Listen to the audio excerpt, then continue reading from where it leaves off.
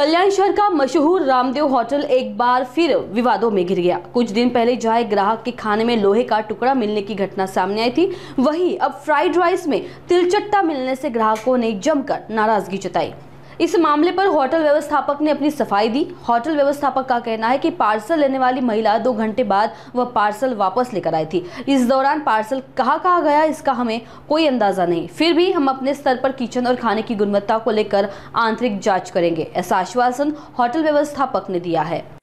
आपण रामदेवमध्ये 28 वर्षापासून ग्राहकांना सेवा देत आहोत। कधी असा प्रकार घडलेला नाहीये। आम्ही प्रॉपर हायजीन मेंटेन करून सगळं पार्सल आम्ही देत असतो।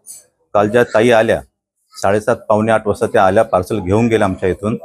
परत त्या पावणे 10 वाजता आमच्याकडे आल्या पार्सल घेऊन। 2 तास पार्सल कुठे फिरत होतं आम्हाला माहित नाही कुठे गेलेले। तर तरी पण आम्ही आमच्या पद्धतीने किचनमध्ये आम्ही पुन्हा चौकशी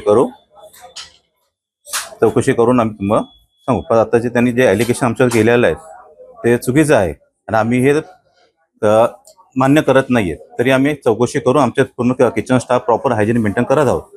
ह्या गाईडलाईन्स प्रमाणे आम्ही सगळं हाऊसकीपिंग साफसफाई पूर्ण केलेली जाते।